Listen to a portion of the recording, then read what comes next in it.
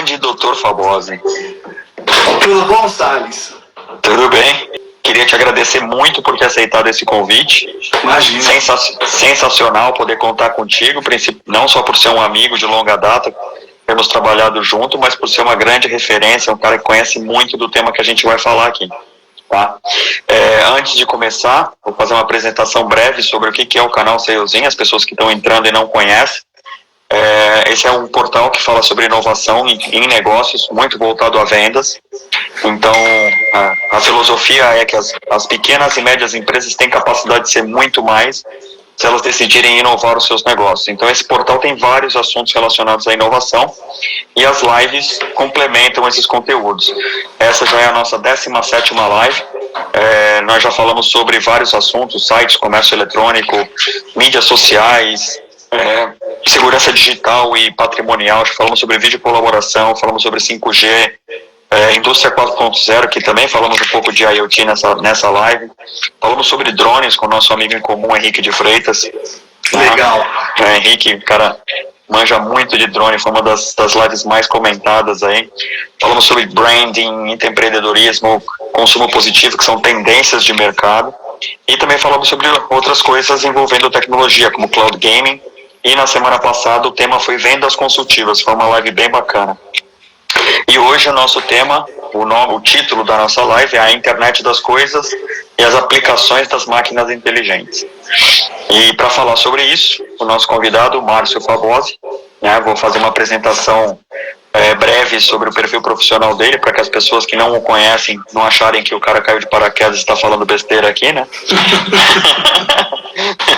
Então, é formado em Engenharia Elétrica e Eletrônica pelo Mackenzie. Aliás, parabéns pelo nosso dia. Ontem foi nosso dia, engenheiro eletrônico. Verdade. Parabéns pelo nosso dia. Parabéns para nós. Mackenzista. Pós-graduado em gestão de vendas no Mackenzie também. Fez MBA executivo na FGV. Também é um piloto privado, um entusiasta da aviação, certo? Isso aí. Bom, ele tem experiência profissional aí de quase 18 anos, sendo que mais de 15 desses 18 anos, mais de 15 anos gerenciando negócios na América Latina. Iniciou a carreira na Motorola, onde ficou mais que 6 anos. Depois foi para a Cinterion Siemens, que depois foi comprada pela Gemalto, pela Gemalto. Depois passou pela Central Solutions e a última posição que já está há 8 anos é como diretor de vendas para a América Latina da Sierra Wireless. Você pode falar um pouco mais da empresa. Tem um forte histórico aí vendendo soluções de telecomunicações, tecnologia sem fio e eletrônica embarcada, M2M e IoT, que a gente vai falar sobre isso. Mais de 12 anos em liderança de vendas e marketing. É um cara que fala muito sobre conceito de máquina para máquina, M2M, Internet das Coisas, IoT. E por conta disso é membro de vários comitês. Então é membro do comitê de IoT da ABINE, Associação da Indústria Eletroeletrônica. Também é membro da IoT e coordenador de conectividade da ABS. Membro do comitê IoT do Fórum IoT Brasil. E ex-presidente e chairman do comitê painel Infotainment Telemática da SAE Brasil. E conhece tudo do tema de Internet das Coisas. Por isso que é o nosso convidado e tenho certeza que vai ser um assunto bem legal. Quer complementar mais alguma coisa aqui com a tua experiência? Não, Salles, não, é isso aí. A maioria dos comitês aí que a gente faz parte são comitês voluntários, É mais porque defende a indústria de alguma forma ou porque a gente, em geral, contribui para fazer a defesa da indústria, Então, a BINE, por exemplo, é importante, a SAE por causa da parte automotiva, então, e é legal porque a gente acaba contribuindo com conhecimento, São esses comitês são realmente atividades voluntárias para realmente fomentar interesses da indústria, Sim. Eu tive a oportunidade de fazer parte do comitê da SAE para falar sobre Bluetooth na época que estavam pensando na adoção de Bluetooth embarcado nos carros. É verdade. E é muito interessante você fazer parte desses comitês, porque você é um hub entre os executivos das indústrias, entre as empresas que são clientes e potencial, e o governo, porque afinal de contas a associação faz essa interface com o governo para poder regulamentar normas, padrões. Então é um trabalho super importante. Ele não é remunerado, mas te dá uma visibilidade tremenda, sim. E você fica por dentro de várias várias questões que estão acontecendo, né, na indústria de fato, né, que é geralmente a indústria que você está engajado e precisa estar inserido, né. Então é muito legal em termos de networking também, para a gente que é de vendas e por causa do networking é sempre muito interessante, né. Além das empresas da indústria, você acaba, que nem na SAE, a gente faz muito contato. Eu tive o privilégio de fazer parte muito tempo de comitê lá e ser vice-chairman e chairman. E aí você acaba tendo todo aquele trabalho de convidar as pessoas para aquele tema específico, né? A gente cuidava de infotainment ali. É muito legal, é gratificante no final das contas, né? É muito bacana, muito bacana. Essa é uma das coisas que o trabalho do executivo de indústria, eu acho que é uma das coisas mais gratificantes que tem para fazer, é quando você consegue colaborar com uma categoria ou introdução de uma nova tecnologia. Sim. E o assunto, e aí a gente vai entrar já no assunto da nossa live, né, o IoT, ele já anda pelo Brasil aqui há muitos anos, né, apesar das pessoas estarem ouvindo agora nos jornais, né, o Jornal Nacional falando sobre a internet das coisas, da mesma maneira como o drone era uma coisa desconhecida para a maioria das pessoas, né, o IoT já é uma coisa que já existe há muitos anos no mundo, né, e aqui no Brasil também já está implementado já há muito tempo, mas eu queria que você pudesse contar um pouco para as pessoas que estão entrando, que não conhecem um pouco desse segmento. Primeiro, a primeira dúvida crucial é se existe diferença entre o termo M2M, né, M2M, e o IoT. São coisas iguais, semelhantes, parecidas, são primas distantes? O que seria, qual que é a diferença entre elas? Então, Salles, é meio complexo sempre, né, essa pergunta, mas para mim, acho que não existe um conceito tão, assim, realmente estreito, by the book, mas eu acho que o M2M começou lá atrás, então todo mundo falava em 2002, quando a gente começou, né, eu comecei com isso pelo menos, o pessoal conhecia um pouco o termo M2M, que é machine to machine, então comunicação máquina a máquina, e foi isso. Só que esse termo era muito industrial, sempre foi muito industrial, né?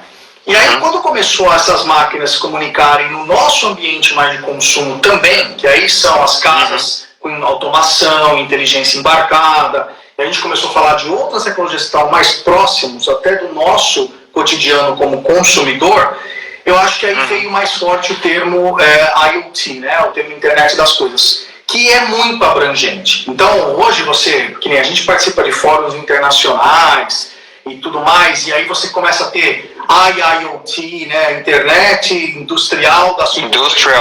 Industrial IoT. E aí você começa, mas no fundo, o conceito ele é simples, né? É a internet que a gente tem hoje, só que ela é conectada junto às máquinas. Então o que é mais próximo, acho que, da gente, são as casas conectadas, que a pessoa visualiza mais. Então, desde uma automação, um sistema de irrigação, uma câmera que pode captar, por exemplo, o seu rosto no reconhecimento facial, que conecta a um outro sistema, isso é a internet das coisas. Então eu tenho coisas, tenho máquinas falando com nós, que somos os usuários, né, as interfaces homem-máquina. Eu acho que é isso, a IoT. É amplo, e aí por isso que tem que focar, né? Por exemplo, o que eu tenho uma experiência é no IoT industrial, né? O IoT de consumo cada vez mais próximo do nosso mundo. Então a gente atua muito já também. Hoje você já começa a ver o sistema de telemática do seu carro, que se comunica com o sistema de câmera, que se comunica com o aplicativo, você está interconectado no carro. E aí já não tem mais a barreira, né? O machine to machine que estava no carro já virou IoT porque está dentro do seu mundo, junto das máquinas. Isso daí é irreversível, né? Sim. A primeira vez que eu ouvi falar sobre IoT foi quando me contaram que existiria uma migração do IP versão 4 para o IP versão 6. Eu falei, nossa, eu nem sabia que existia versão no IP, né? E aí me explicaram, não, o IP versão 4 é aquele que tem 4 campos, 192.168.0.100, esse é o IP versão 4. Só que essas combinações, elas não são suficientes para conectar o tanto de máquinas que vão estar conectadas num futuro breve. É isso aí. Então o IP versão 6, ele era uma migração do IP versão 4 para poder possibilitar muitos mais dispositivos. Eu falei, mas para que querem mais IPs, né? O que vão fazer com tanto IP? E aí foi quando me contaram, na época, com poucos anos de formado, falando, não, o futuro é que tudo vai estar conectado. Eu falei, mas tudo o quê? Ele falou, tudo, pode ser a boia no meio do oceano, pode ser a lavadora da sua casa, a cafeteira, pode ser... E aí, pô, isso há 20 anos atrás, né, era uma coisa impensável, né? E hoje a gente vive isso, né? O objetivo da nossa live hoje não é falar sobre a casa inteligente, os smart homes, connected devices que estão em casa, né? A gente vai fazer uma outra live só para falar sobre isso. Hoje a gente vai falar sobre aplicações IoT para aplicações comerciais e industriais. Legal. Aí é onde eu navego melhor, né? Mas hoje tá tão intrínseco isso que a gente já não consegue muito separar mais as coisas, né? Tá muito já no nosso dia, no final das contas. Exatamente. Isso é muito legal. E aí, se a gente fosse poder fazer uma linha do tempo em relação à IoT, pelo que você falou, em princípio, tudo começou com as máquinas conectadas para rastreamento, quer dizer, a indústria de segurança foi quem deu esse pontapé inicial, rastreamento de carga, rastreamento de carros, de veículos. Esse foi o principal o gatilho para começar essa tecnologia? Eu acho que no Brasil sim, Salles. Eu lembro, eu não lembro de outra aplicação anterior a essa. Eu acho que é por uma necessidade do país. Assim, quando a gente fala de 2001, né? 2000, 2001, 2002, você tinha os rastreadores eram feitos com pager, né? Ou depois com celulares da própria Motorola ou da Nokia desmontados. Então o caminhão passava numa lompada, o fiozinho desplugava, acabava o rastreamento, né? Mas era do jeito que era feito. Eu lembro até hoje, quando eu comecei na Motorola, com o nosso amigo Marcelo, e nós fomos visitar, a primeira empresa, eu lembro que eu fui visitar, e o rastreador era feito assim. Então, assim, a gente, caramba, um módulo da Motorola desse tamanho, que ninguém sabia. A gente foi numa operadora, não vou citar o nome, mas fomos na operadora, que a operadora na época a gente já tinha reuniões. Tá, e com isso eu faço o quê? Um celular, tipo, sabe? Isso nós estamos falando em 2002. Então, ninguém sabia direito. A própria Motorola, em 2006, 2007, acabou criando uma câmera, acho que você lembra da câmera da Motorola para uso interno, que foi feito com o celular da Motorola e a gente tinha um módulo dentro de casa. Porque era mais difícil entender que aquele equipamento era para uso industrial, era para aquele ambiente, né? Então, eu acho que isso começou com rastreamento, até onde eu lembro, começou com pager, de celular desmontado, era super difícil. No Brasil, na época, você tinha centenas de empresas de rastreamento, com poucos clientes, e você acabava fazendo dessa forma. E aí eu acho que a disrupção mesmo começou a vir quando o 2G, o GPRS, ele foi colocado na questão ali, né? Foi aquela vez a própria Telefônica na época, a Telesp, tudo mudou o CDMA para GSM e começou a consolidar o GSM. E pegaram uma tecnologia que não foi feita para a internet das coisas. Até hoje a gente só tem uma porrada em rastreamento, a maioria é equipamento 2G, mas não foi feito para isso. E começou a adaptar e começar a colocar módulo de fato industrial com uma tecnologia adaptada que consumia muita bateria. Não foi feito para isso, mas era o que tinha. E aí, naquela época, existia celular desmontado, pager e muito rádio. Né? Então, muito rastreamento feito por antena rádio. Então, você acabava tendo um rastreamento muito, assim, com várias antenas rudimentar, de frequência. Né? Era rudimentar, não era uma geolocalização, né? Exato. E as seguradoras, elas usavam isso em grande escala. E aí, eu lembro que em 2005, acho que 2005, 2006 foi onde uma seguradora grande, ela resolveu entrar no mercado, e inclusive na época o PC lá, o Paulo César, lembra, o diretor nosso da fábrica lá, trouxe o vice-presidente dessa seguradora para dentro lá, inclusive da Motorola. Eles estavam buscando já uma tecnologia um pouco mais ampla, e foi criado o primeiro rastreador na seguradora, e foi a primeira venda massiva que fez o mercado mexer, inclusive. Por quê? Porque aí aquela empresa de rastreamento que tinha, sei lá, 1.000 clientes, e não fazia esforço para ter 1.001, porque o cara já ganhava com aquilo, o cara se viu engolido por uma seguradora que oferecia um carro já com seguro, um rastreador, numa tecnologia celular que abrangia o Brasil inteiro, abrangia onde ele quisesse ir, né? E na época com alto índice de recuperação, né? Porque os ladrões ainda não sabiam como tirar o módulo, não sabiam como cortar sinal, não sabiam nada, né? Sabiam nada. Tanto é que lá para 2006, 2007, começou os primeiros ataques de jammer, então o pessoal começou a jamear o sinal, começou a entender que agora eu consigo, né? Mas isso demorou um tempo na hora que entrou e é a tecnologia que predomina até hoje, né? Só que esse mercado ele foi crescendo por uma necessidade do Brasil, da América Latina de segurança, ele cresceu exponencialmente. Você tem sistemas de rastreamento das diversas capacidades hoje, e sistemas que, e eu lembro, a Motorola na época ela até fez um sistema de rastreamento feito em Israel, que é referência em indústria eletrônica, né? E quando chegaram no Brasil, a gente ficou um mês quase colocando esse sistema no ar e tudo mais, e chegou à conclusão que o pessoal aqui estava bem mais avançado em sistema de rastreamento e como burlar um sistema de rastreamento. Então teve que voltar para dentro da Motorola para tentar, né, reescrever aquilo ali. Por quê? Porque o que eles viam nos Estados Unidos, em Israel, aqui era outro universo, né?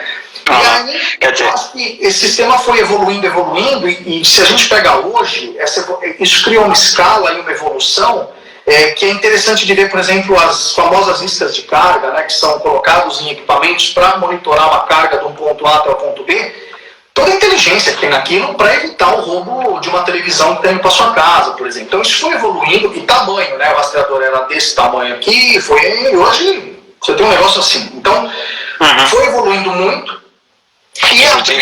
Inclusive, antes esses rastreadores, eles foram ser alimentados pelo próprio, por uma bateria independente, de repente até a bateria do próprio carro tinha que alimentar esse rastreador. Hoje em dia são módulos tão pequenos e com autonomia tão grande, que você pode colocar cada vez ele escondido num canto diferente para fazer uma isca de carga, coisas do tipo, né? Isso.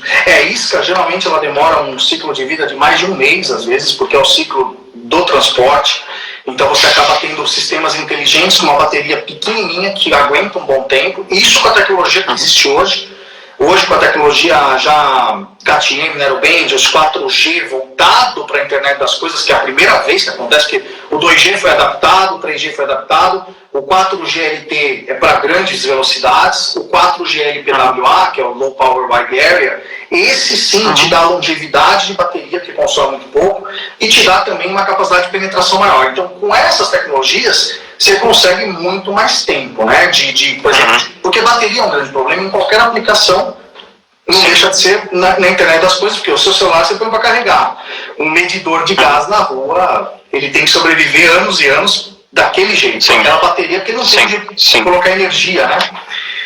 Então, eu acho que isso foi ganhando escala e permitiu com que novas aplicações elas fossem surgindo. Então hoje, por exemplo, além do mercado de rastreamento, quando a gente fala de internet das coisas, apesar de parecer algo de consumo, mas é considerado industrial, você pega, o maior mercado é o de máquinas de cartão de crédito, é o mercado POS, o mercado financeiro.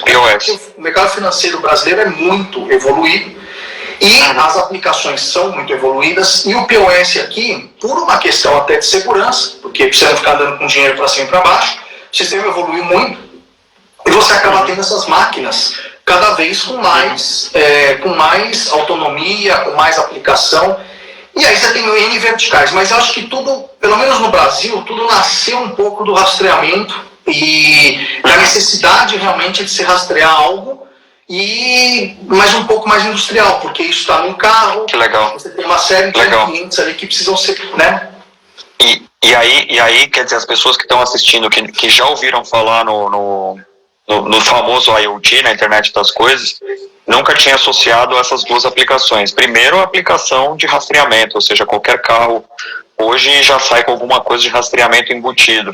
Aí você traz isso para o rastreamento de carga numa aplicação de segurança. E também a questão do POS, a questão das maquininhas de cartão de crédito. Hoje, todo motoboy anda pelo menos com 2 ou 3.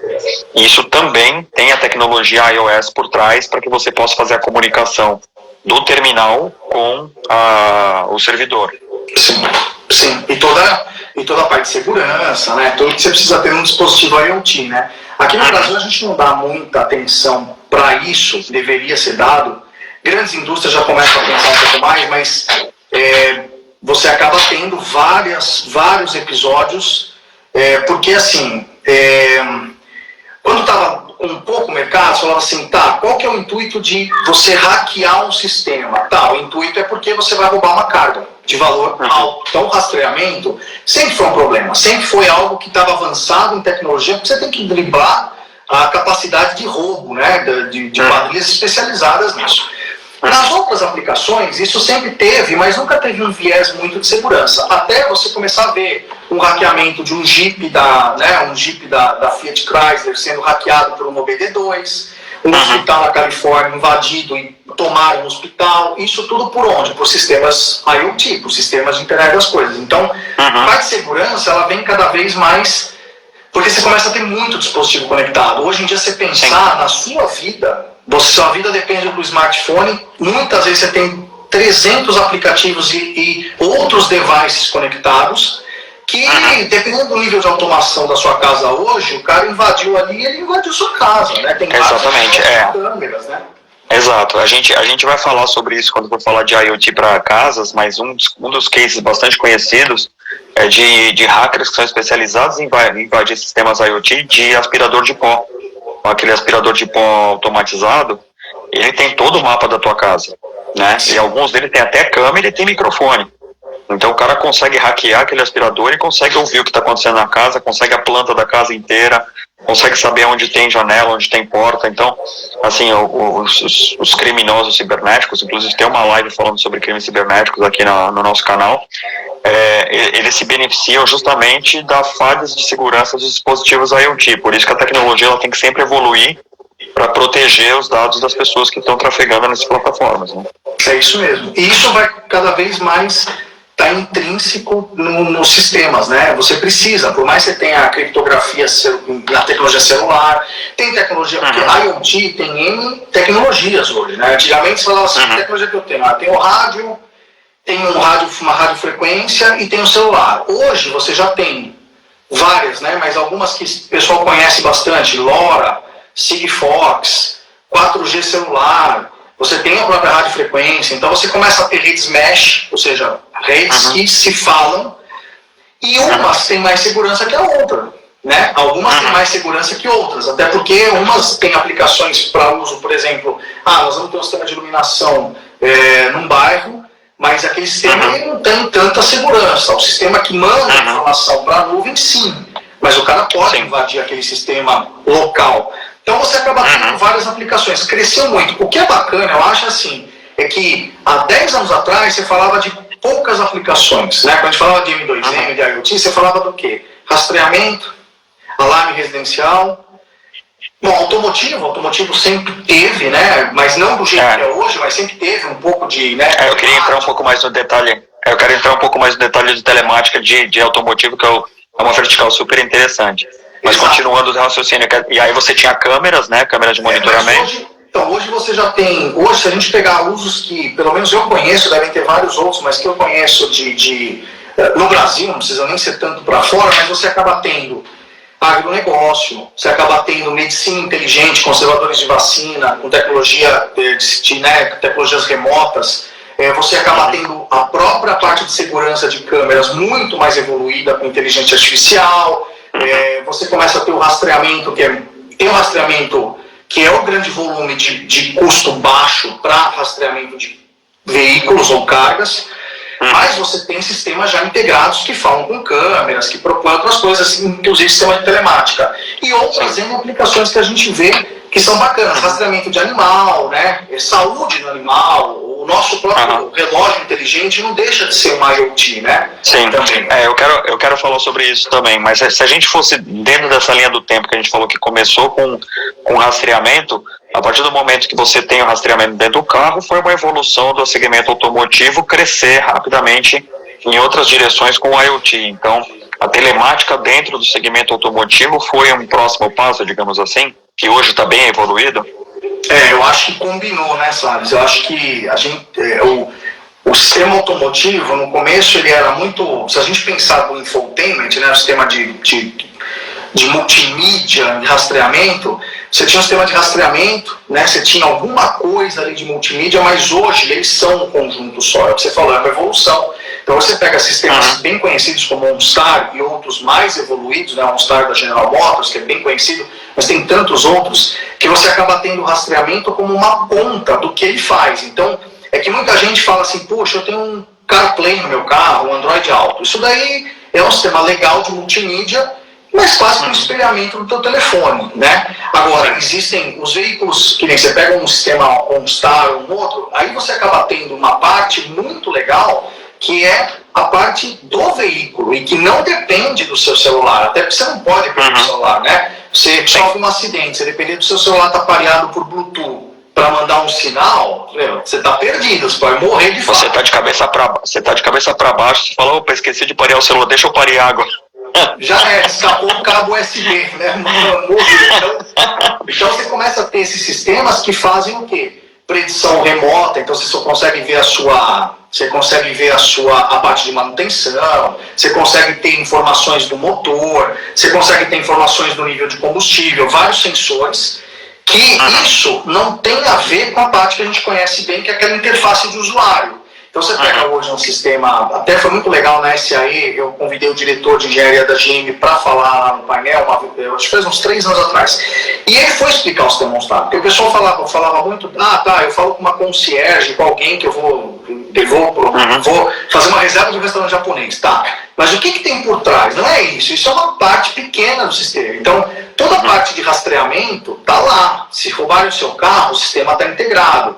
Toda a parte de predição, de revisão, está lá. Qualquer falha que acontece, está lá.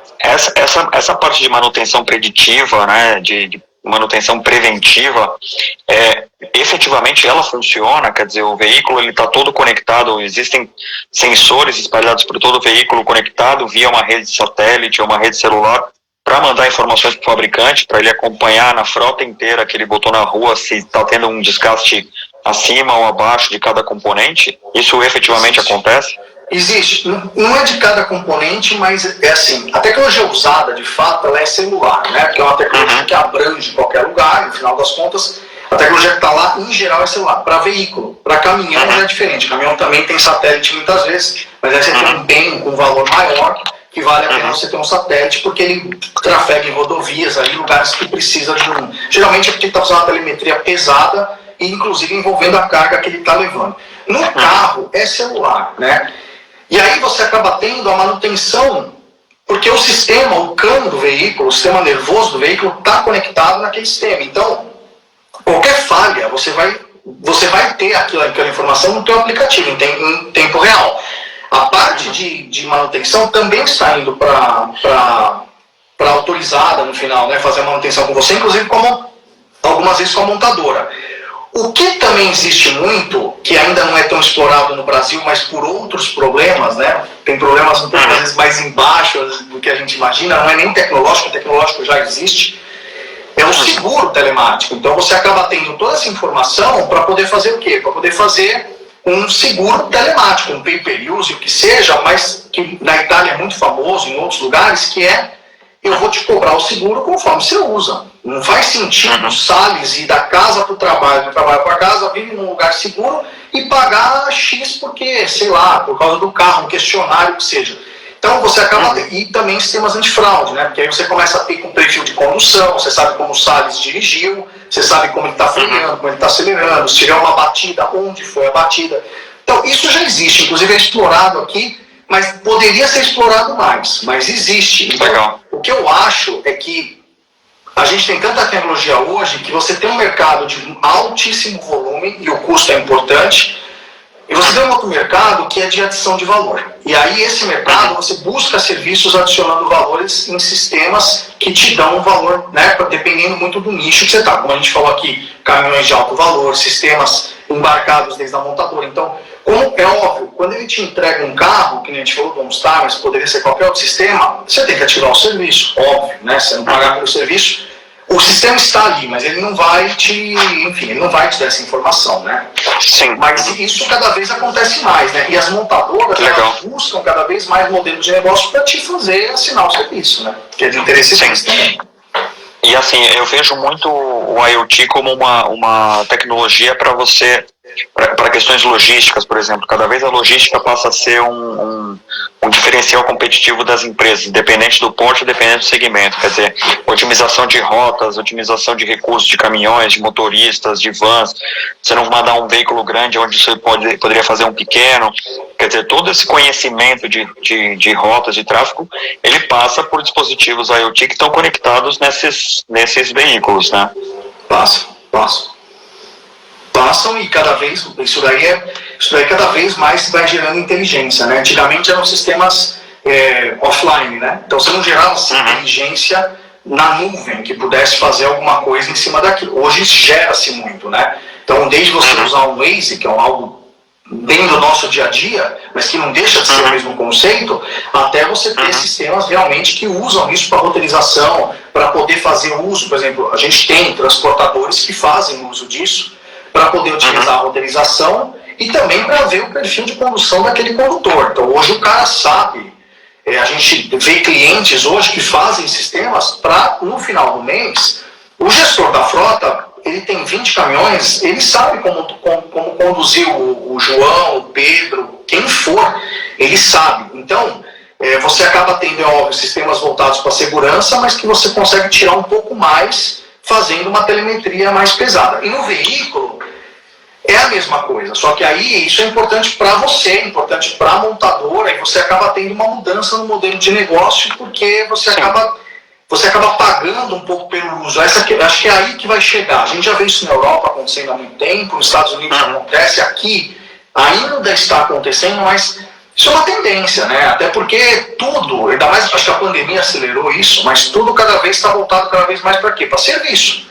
Né? Quer dizer, e aí esse serviço que você está falando acaba virando um valor agregado, ou seja, se você tem uma empresa com uma frota de 20 caminhões, você vai prestar serviço logístico para uma multinacional ou para um varejista, um distribuidor, se você tem esse controle da sua frota através de dispositivos IoT, você consegue vender isso como valor agregado para o teu cliente, falando, olha, todo final do mês eu te apresento um relatório de que todos os meus caminhões passaram por manutenção, que eu fiz a manutenção preditiva, o comportamento dos meus condutores, por onde eles passaram, que rota que eles fizeram, taxa de sucesso, quer dizer, tudo isso sai mastigado para o cliente deles, né?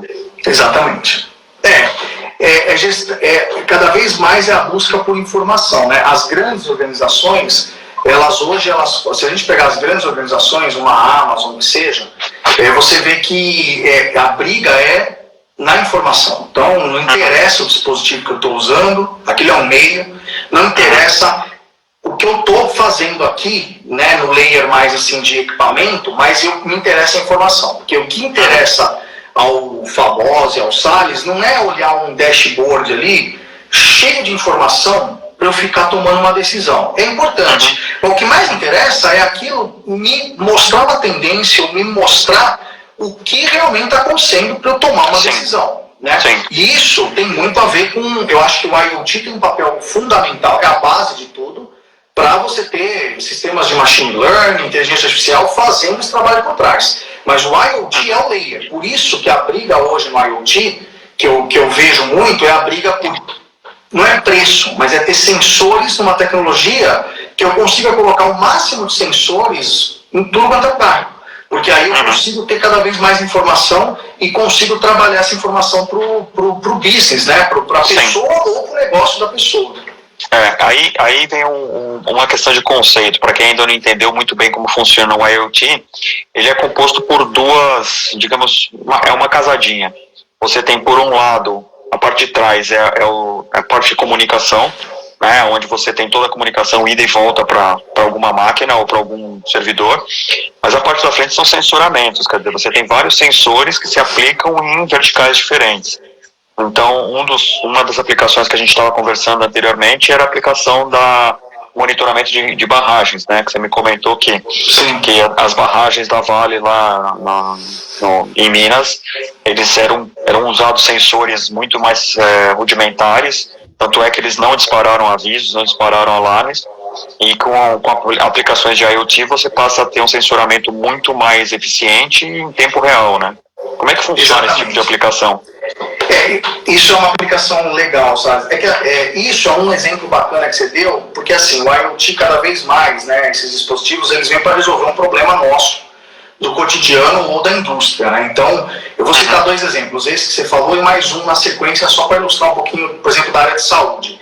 Então, esse problema da Vale, que você comentou de barragem, na verdade é usado sensor de trepidação, então um sensor de sismologia, na verdade, que é um sensor de terremoto, para você ter acesso a qualquer vibração na barragem. Porque se tiver uma vibração na barragem, automaticamente esse sistema ele recebe e ele está monitorando o que pode acontecer, o que aconteceu nas barragens que a gente viu aí nos últimos anos. Ao mesmo tempo, você tem um dispositivo que você consegue liberar internet naquela região, porque é uma região mais hostil. Então você precisa ter um equipamento que eu não posso colocar o roteador da minha casa, por exemplo. O roteador da minha casa, na minha casa tem que às vezes resetar ele, né? Esse dispositivo ele tem que estar ali e não parar nunca. Então, eu preciso ter dispositivos. Então, isso é um dispositivo que é muito próximo da nossa realidade. A gente tem um similar na nossa casa, mas ele é para uso industrial. Ele está monitorando sensores, ele está mandando informação de uma câmera, por exemplo, que está monitorando o ambiente, ele está dando internet naquela região. Para resolver um problema que antigamente você não conseguia resolver com a tecnologia que existia há 10, 15 anos atrás. Uma área muito legal, e aí, porque a gente está falando de vacina por causa do coronavírus, mas, por exemplo, existem projetos hoje e produtos já em campo, que nem a gente tem, eu tenho um cliente que ele fez um projeto para conservadores de vacina. Hoje é um produto já, inclusive tem pilotos em Campinas, que é o quê? O que acontece? Hoje você tem, eu não poderia falar muito isso, mas é a realidade. Hoje você acaba tendo sistemas públicos e sistemas privados. Sistema público, se acabar a energia, acontecer alguma coisa, beleza, ele tem lá, tá, a vacina ela tem um risco de se deteriorar, joga. O privado também faz, mas a gente fica, porque é dinheiro, então é privado, você não sabe, claro. Você tem muito controle. Se aquela energia apagar por 2 horas e a clínica falar, não, eu tenho 1 milhão de vacinas ali, eu não vou mexer, a gente não tem muito como saber. A gente sabe que o certo é uma coisa, mas a gente não sabe como funciona, às vezes, o negócio por trás, às vezes por causa de uma queda pequena, mas a gente não sabe como aquela vacina vai se comportar. Então, o que eles fizeram? Só que antigamente você não... Quer dizer, desculpa te interromper, quer dizer, no sistema público, quando tem uma pequena falta de energia, na dúvida se aquilo estragou ou não, eles já jogam fora. No sistema privado, como o cara pagou, ele pagou por aquilo, ele precisa fazer dinheiro com aquela vacina. Eventualmente, numa falta de energia até prolongada, na dúvida se a vacina está fazendo efeito ou não, ele vai manter lá, algumas empresas mantêm e não tem como auditar isso. Quer dizer, você nunca sabe se essa empresa teve algum incidente ou não. Então o IoT está vindo para ajudar nisso também. Exato. E aí, antigamente você você pode colocar no cabo da sua rede, mas aí se faltar a internet na sua clínica, você está sem também comunicação, fora que aquela comunicação está passando pelo ambiente da sua clínica, o que também não é bacana. Só que você colocava lá uma tecnologia qualquer, celular, você tinha um consumo de bateria ali alto e você não tinha... Então, assim, era difícil criar um sistema, né, realmente para poder monitorar. Com essas tecnologias hoje, 4G, que a gente chama de Narrowband, KTM, que são tecnologias de baixo consumo, eles conseguiram, né, criar um dispositivo que monitora o conservador de vacina, então monitora a temperatura, a abertura de porta, posição, porque a roteirização, para quem está usando, para quem está provendo aquela vacina, ele também vai pela roteirização da posição, e você acaba tendo aquele dispositivo que suporta horas, dias, se acabar uma energia, né? Mas a vacina ele sabe que acabou, então ele tem que jogar aquele estoque fora, então ele está monitorando ativamente aquilo. E fora isso, você acaba tendo um sistema hoje, com essas tecnologias novas, esse conservador de vacina, por exemplo, a parte de comunicação, que muitas vezes é um impeditivo, ela é barata. Então, porque eu participei de vários projetos no passado, ainda existem, né? Mas hoje estão indo. Mas no passado que era assim, puxa, eu quero monitorar, por exemplo, geladeira, né? Eu tenho roubo. Uma vez eu fui na Ambev, né? E assim, em outras que falavam, puxa, eu tenho que monitorar as geladeiras. Puxa, mas eu não monitorar refrigerador por causa de temperatura, consumo, o que seja, a gôndola, onde está no mercado. Não, tem um roubo de geladeira. Você não está entendendo. Roubam geladeira. Eu vou no bar abastecer, roubaram.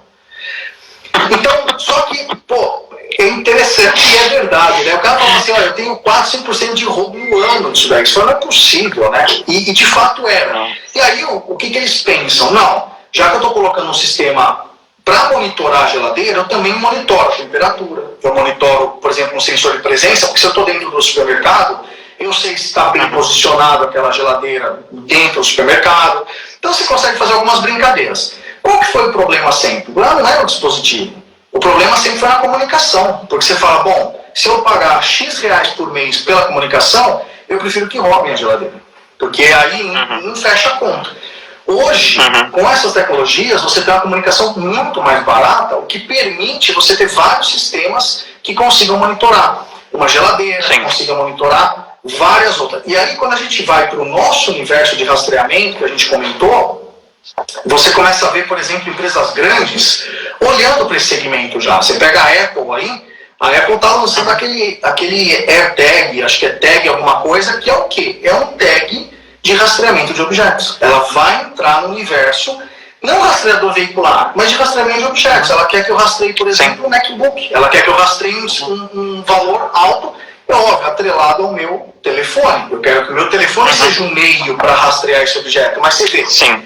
Por isso que essas indústrias, quando a gente fala de IoT, elas estão cada vez mais próximas. Não é à toa que um fabricante como a Apple colocou um chip M1 lá no celular para poder ficar de ultra baixa energia para poder monitorar um dispositivo à distância. Porque ele já está pensando no IoT. Legal. Pô, eu tenho um gate na minha mão, né? A gente...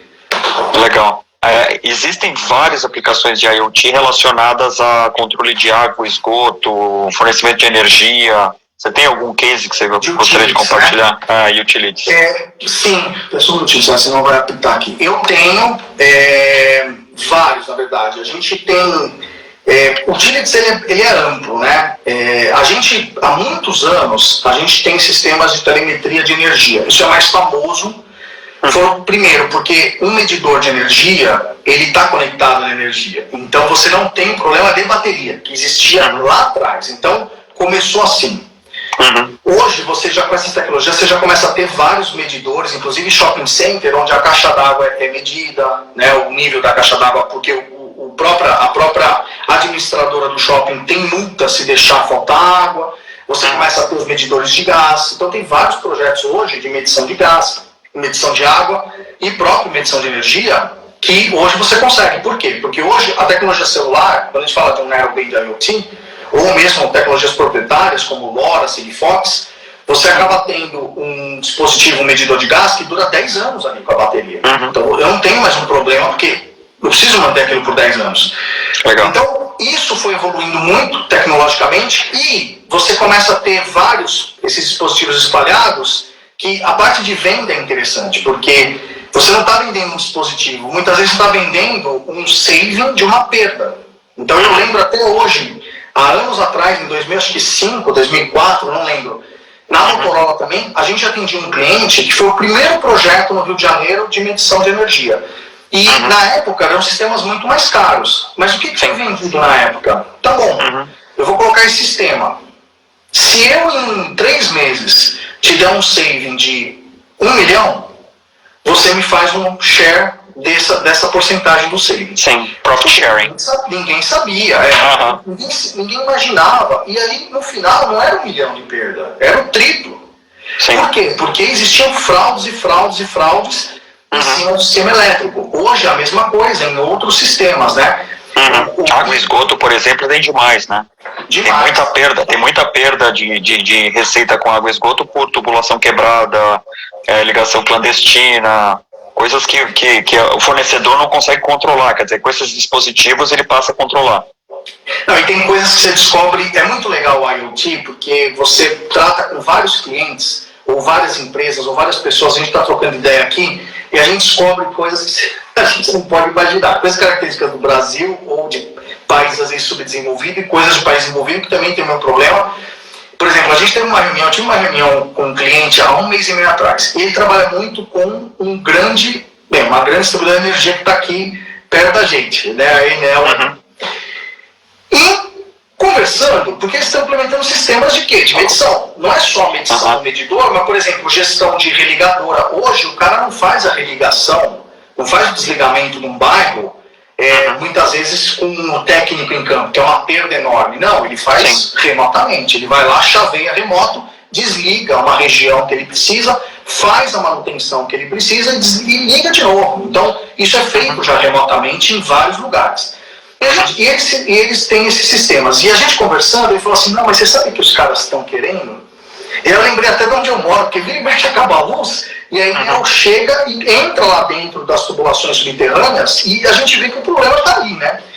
Então, ele falando, eles querem que a gente implemente um sensor IoT para medição de tubulação terrestre.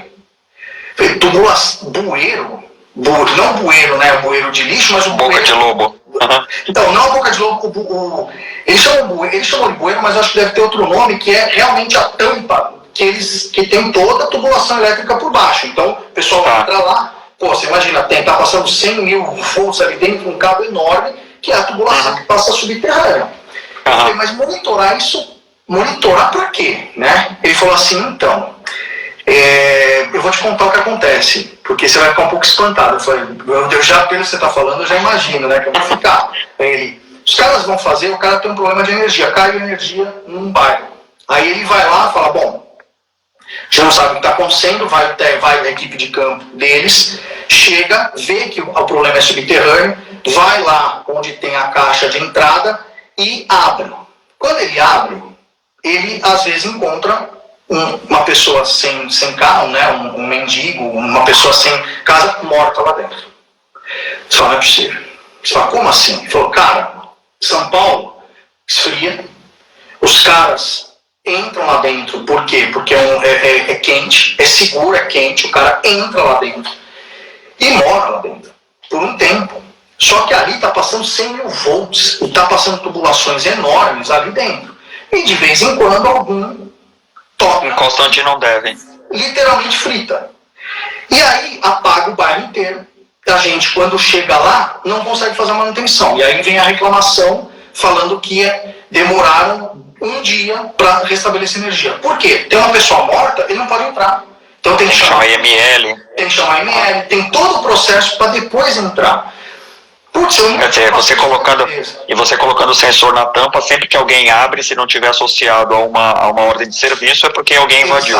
Exatamente. Então, com o sensor, ele fala, além de eu ter o sistema já que eu tenho de monitoramento, então, uma religadora, um transformador, um medidor de energia, eu pego um sensor, adapto para colocar ali, porque se aquela tampa abrir, eu sei, exatamente o que você falou, eu sei que aquilo é uma invasão. Aconteceu ou uma invasão, ou alguém abriu sem autorização, pode ter, ou estão tentando roubar cabo, que isso também eles falaram que acontece. Sim. E aí ele fica com monitoramento porque isso acontece. Na minha cabeça, você viu, eu estou há 17 anos, mas nunca passou na minha cabeça um negócio desse. Pois é, o Brasil não é para amadores. A gente está chegando aos 8 minutos finais, então eu queria fazer uma pergunta para você de uma vertical que é super interessante e que está crescendo muito, principalmente com a chegada do 5G, que é o agronegócio, né? O IoT chegou pesado no agronegócio. Você podia comentar algum case legal?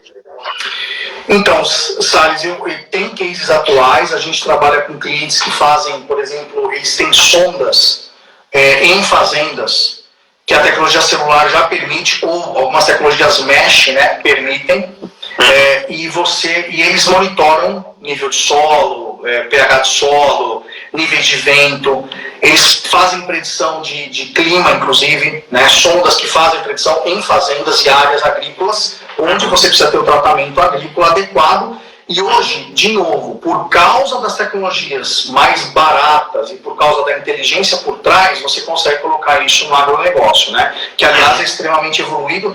A gente tem clientes que tem computador em bordo em máquina agrícola, que usa conectividade para máquina agrícola, mas existia pouco no campo mesmo, ali no sensor. E hoje você tem. Antigamente você tinha sensores, mas sensores que eram offline e alguns conectados. Hoje em dia eles são de fato conectados. Bacana. O 5G, e é por isso que eu acho que está todo mundo de olho, né? E o 5G é muito legal porque vai ter empresas que vão conseguir até ter sessões de 5G, né? Essa foi a pergunta do Mauro. O Mauro fez essa pergunta. Com a entrada do 5G, efetivamente, qual será o maior impacto do IoT nas indústrias? O 5G. Isso. Então, o que eu acho é que com o 5G, o que a gente vê e escuta muito, principalmente lá fora, onde já existe, né, algumas redes, é que o 5G é dividido em duas categorias, né, o Sub-6 e o Millimeter-Wave, né? Uhum. E você acaba tendo o Sub-6, que é mais usado, principalmente para telefonia, que já tem, né, em alguns lugares, e o Millimeter-Wave, que é onde todo mundo está apostando, que as taxas de velocidade vai lá em cima, você tem latência zero, né? Uhum. E você tem as aplicações de internet das coisas, porque aí você começa a ter aplicações onde porque por mais que hoje evoluiu muito, você tem algo que chama latência. Todo mundo fala de velocidade, mas o grande problema é a latência. Quem quiser saber mais sobre latência, tem uma live sobre 5G aqui no canal também que explica bastante sobre isso. Explica então. Esse é o grande problema. Então, quando você tira esse elemento de fora, você começa a ter aplicações, cirurgia remota, carro autônomo, semáforos conectados em tempo real com o carro autônomo, e você começa a ter aplicações agrícolas que são...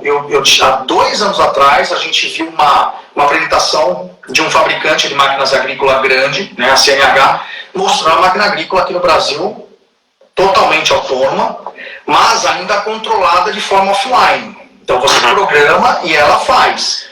Com o 5G, aquilo você muda a hora que você quiser. Aquilo é remoto, controlado por celular. Fica muito mais dinâmico o trabalho e os sensores também vão estar conectados. Então, o 5G eu acho que vai abrir algo para nós, que a gente vê muito aí nesses fóruns que já falam muito, que é serviço. Vai ter tanto serviço em cima do 5G que eu acho que o 5G vai trazer uma capacidade de inovação enorme. Então vai ter muita empresa pequena, inclusive, ou startup, que vai conseguir surfar em uma tecnologia muito legal que está vindo por aí.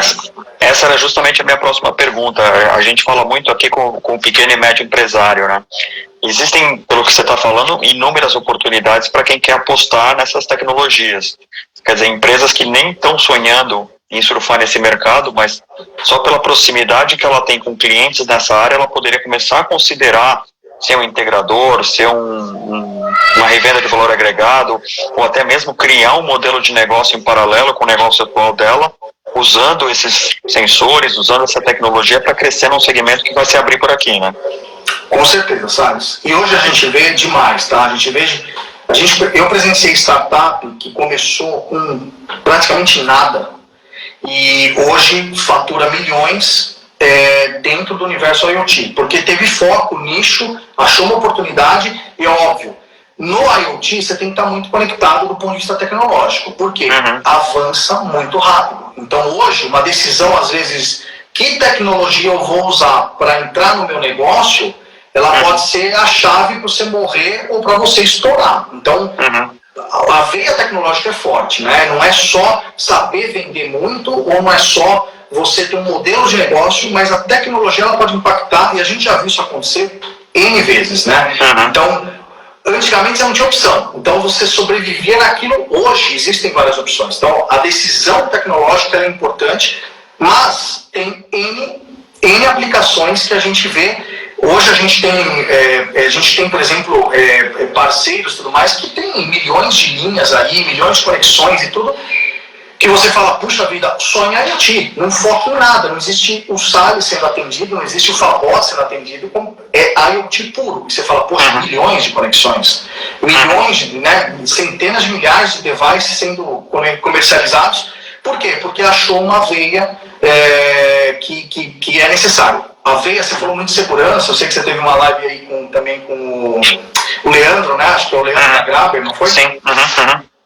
E segurança é algo que sempre tem muita oportunidade, por exemplo, porque é uma necessidade nossa. E o payback é rápido, né? O payback é rápido, exato. Exatamente. E as empresas não precisam ser tão estruturadas para isso, né? Não é uma multinacional que precisa entrar num segmento desse. Isso que eu sempre falo aqui, a inovação, ela parte da vontade de você querer fazer alguma coisa diferente num mercado que ninguém conhece, né? E em geral você já é bom naquele mercado, você só não conhece a tecnologia, né? Então o que eu acho que essa live trouxe assim de bastante utilidade é abrir a cabeça das pessoas que não conhecem o que é a tecnologia, né?